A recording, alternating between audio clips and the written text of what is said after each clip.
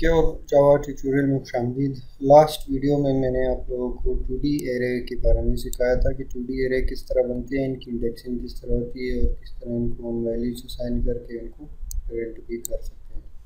आज 2 डायमेंशनल की बजाय, और इसे 2 डायमेंशनल कहते हैं 2D, और आज हम 2 डायमेंशनल की बजाय मल्टी डायमेंशनल एरेज के बारे में पढ़ेंगे।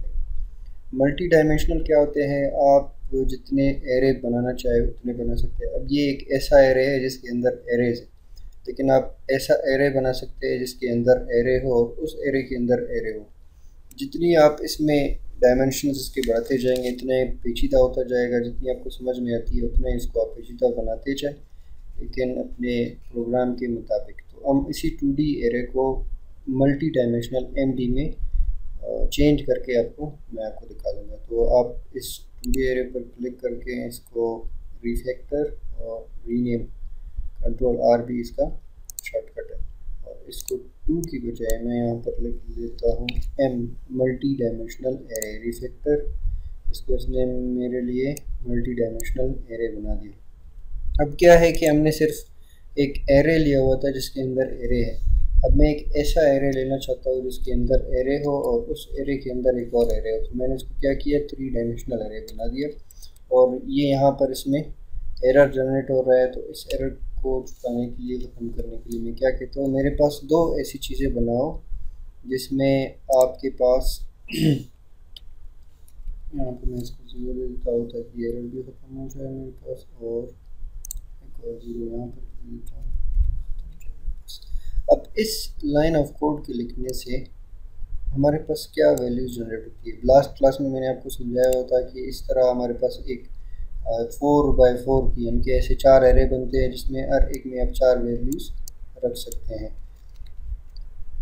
लेकिन अगर हम ये काम करते हैं, इसके साथ एक और डायमेंशनल इसमें बढ़ा देते हैं 2 का, तो इसमें क्या हो जाता है, इसमें हमारे पास असल में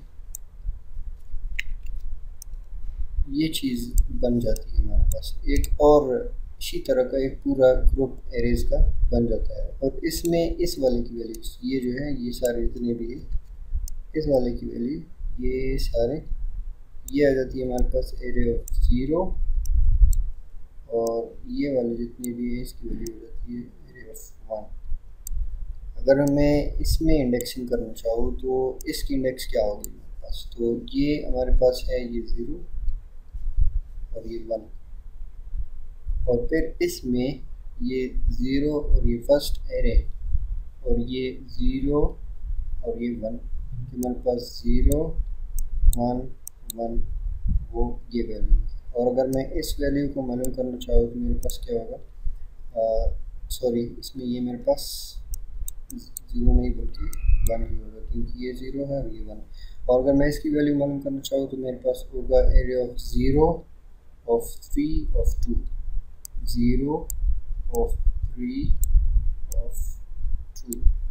ये 0 तो हमारे पास एरे ग्रुप है, और इसमें थर्ड एरे में सेकंड जहाँ पर इंडेक्स है उसका, वहाँ पर क्या वैल्यू हो, तो वो ये वैल्यू आ जाती है हमारे पास। इसको प्रोग्रामिंग के तौर पर भी इसी तरह ही हम लोग जनरेट कर सकते हैं और बना सकते हैं। तो इसने हमारे लिए फर्स्ट ग्रुप में वैल्यूज़ रख दी।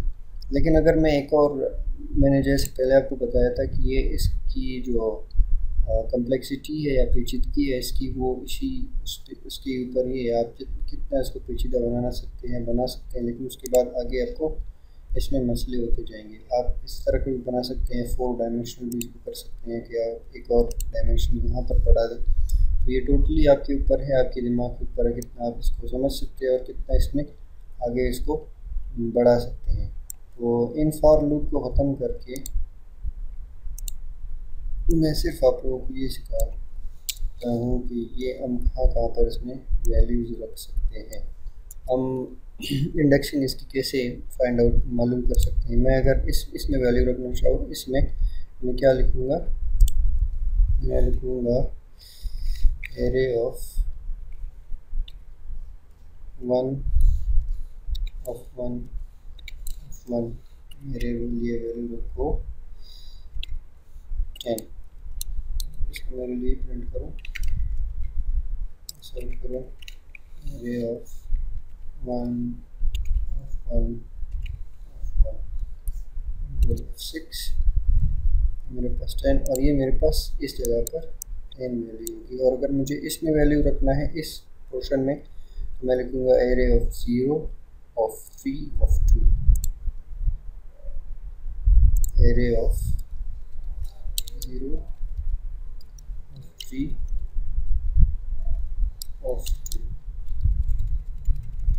एरे ऑफ 0 ऑफ 3 ऑफ 2, और ये 3 है, 13 नहीं है, तो ये मेरे लिए वैल्यू रख देगी 10 किस जगह पर, इस जगह पर मेरे लिए 10 वैल्यू रख देगी। तो इस तरह हम मल्टी डायमेंशनल एरेज, आप इसको और भी मज़ीद भी आगे ले जा सकते हैं, लेकिन इतना आगे ले जाइए जहाँ तक आप कंफ्यूज ना हो और आपके लिए मसला बनना शुरू ना हो।